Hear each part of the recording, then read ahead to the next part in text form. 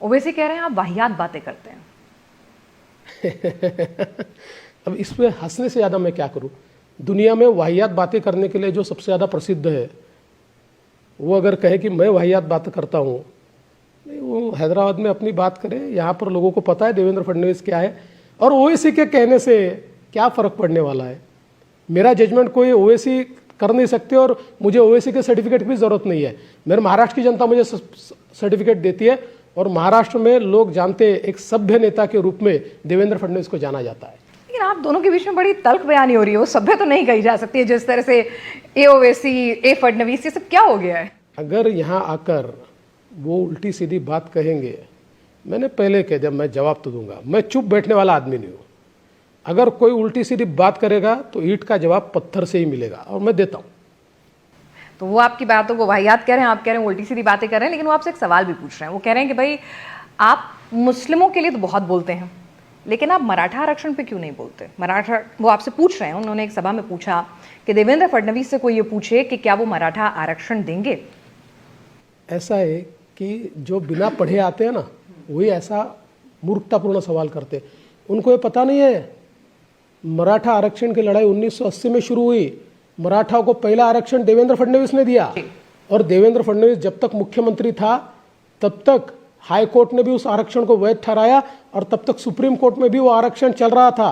ये एमवीए की सरकार में आरक्षण गया, वापिस हमारी सरकार आई, हमने वापिस आरक्षण दिया।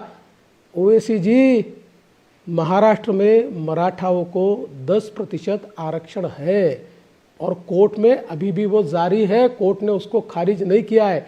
इसलिए ये बिना पढ़े लिखे आकर यहाँ जो, मतलब उनको अनपढ़ नहीं कर रहा हूँ, बिना अभ्यास करे हुए यहाँ आकर जो बात करते हैं, मुझे लगता है थोड़ा पढ़कर बात करनी चाहिए। वो भिवंडी में जाके कह रहे हैं कि अगर आप सत्ता में आते हैं तो मस्जिदें छीन लेंगे, मदरसे बंद करवा देंगे। देखिए, हम सत्ता में तो रह चुके हैं, हमने कभी मदरसे बंद नहीं किए। लेकिन एक बात है, अगर मदरसों में आप जिहादी तैयार करोगे, चाहे वो मदरसा रहे या कोई जगह रहे, जहाँ जिहादी तैयार होगा तो वहाँ पर तो उसको चलने देने का कोई कारण नहीं है। बाकी तो हमने कभी मदरसों को बंद नहीं किया। जो चल रहे, जो उल्टा हम लोगों ने तो ये प्रयास किया है कि वहाँ पर मजहबी शिक्षा के साथ साथ गणित की शिक्षा मिले, अंग्रेजी की शिक्षा मिले, साइंस की शिक्षा मिले। देखिए, हम बहुत साफ मानने वालों में से है कि भारत में रहने वाला जो मुसलमान है वो भी भारतीय है, इसलिए हमको उससे देश से थोड़ी निकालना है। हम तो इतना ही कहना चाहते हैं कि भाई जैसे आम भारतीय रहता है उसी प्रकार से यहाँ का मुसलमान भी रहे, और जो आम भारतीय को सुविधाएं मिलती है वही सुविधाएं उसको मिले, और उसका भी विकास हो। क्योंकि दुनिया के सबसे बड़े मुस्लिम देशों में भारत है, क्योंकि अगर जनसंख्या की दृष्टि से देखें तो इतनी बड़ी जनसंख्या है। हम कोई मुसलमानों के खिलाफ नहीं, हम अपीजमेंट के खिलाफ है। कोई वोट की राजनीति करेगा और केवल मुसलमानों की बात करेगा तो नहीं चलेगा। बाकी मुझे एक वाकया बता दीजिए, मैं 5 साल मुख्यमंत्री था, एक वाकया मुझे बता दीजिए कि जहां हमने अन्याय किया, मुसलमानों पर अन्याय किया। नहीं किया, हम करेंगे भी नहीं, कोई सवाल नहीं उठता। किसी मजहब पर, मजहब है, इस मजहब का व्यक्ति है इसलिए अन्याय नहीं होगा। कोई गलत बात करेगा तो छोड़ेंगे भी नहीं। तो वैसे ये भी कह रहे हैं कि आप उनको सलाह दे रहे हैं कि हैदराबाद रहो भाईजान, वहीं ठीक है, आप उनके यहाँ आने से डरते हैं, लेकिन वो कह रहे हैं कि ये ज़मीन उनके बाप की भी है। ये ज़मीन उनके बाप की नहीं है, ये उनके बापों ने छीनी थी, लेकिन छत्रपति शिवाजी महाराज ने ये ज़मीन वापस ली, और ये जिनकी थी उनको वापस की। और यहाँ आने की कोई रोक टोक नहीं है, वो आ सकते हैं। देखिए, कोई ये दूसरा मुल्क थोड़ी है, जिसके पास भारतीय नागरिकता है वो कोई भी यहाँ आ सकता है। मैं उनको इसलिए सलाह दे रहा हूँ कि यहाँ आकर उल्टी सीधी बात मत कीजिए। आपकी जो बातें हैदराबाद में अच्छी लगती है, यहाँ आकर क्यों करते हो? अच्छा, बताइए, हिंदुस्तान में जो जन्म लेता है वो हिंदुस्तानी होता है। बिल्कुल। लेकिन आजकल आप कह रहे हैं कि औरंगजेब की औलादें जो हैं वो बहुत बढ़ गई हैं। हाँ, कहाँ से आ गई और कौन है ये? नहीं, तो औरंगजेब हिंदुस्तानी थोड़ी था। नहीं, वो कहाँ से, हिंदुस्तान में औरंगजेब की औलादें कहाँ से आ गई? वही कह रहा हूँ। और कहाँ से बढ़ गई, ये पूछ रहे हो? मैंने यही कहा। आपने अगर मेरा भाषण सुना होगा तो मैंने कहा औरंगजेब तो भारतीय मुसलमानों का भी हीरो नहीं है। तो फिर आप क्यों औरंगजेब की मज़ार पर जाकर, कब्र पर जाकर वहाँ फूल चढ़ाते हो और औरंगजेब की बड़ी बड़ी बातें करते हो और वो कितना अच्छा था ये बताने की कोशिश करते हो? अरे भाई, लाखों लोगों को कत्ल कर दिया, लाखों हिंदुओं को मार दिया, इतना हिंदुओं को प्रताड़ित किया, हिंदुओं के ऊपर जिजिया लगाया और क्या क्या लगाया। ऐसे औरंगजेब का अगर यहाँ पर उदात्तीकरण कोई करेगा, हम नहीं चलाएंगे, नहीं बिल्कुल।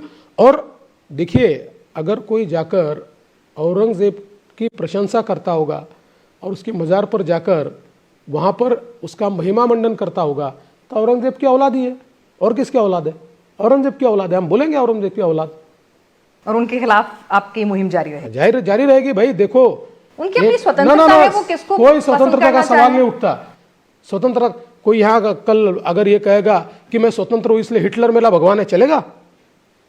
कोई कहेगा तैमूर लंग मेरा भगवान है, चलेगा? देखिए, जिन लोगों ने भारत को लूटा है वो भारत के दुश्मन है, और दुश्मन है तो है, और दुश्मनों के खिलाफ हम लोग लामबंद होंगे।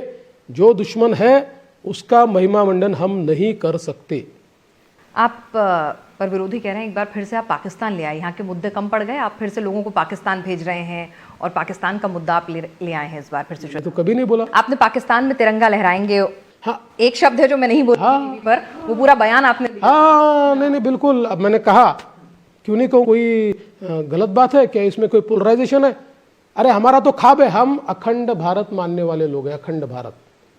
और हमारा तो सपना है कि एक दिन ये जो हमारी भूमि है, जो भूमि पाकिस्तान के रूप में आज दुनिया में एक अलग वजूद बनाकर बैठी हुई है, वहां भारत का झंडा लहरे, अखंड भारत की बात हम करेंगे। आपने कहा जो भारत माता की जय नहीं बोले वो पाकिस्तान चला जाए, ऐसा मेरा कोई बयान नहीं। एक पुराना बयान है, अभी का नहीं है। देखिए, मैं आज भी इस बात पर कायम हूं कि भारत माता की जय बोलना ही चाहिए। भारत माता की जगह कोई दूसरा शब्द बोल दें तो क्या दिक्कत है? कहाँ बोला?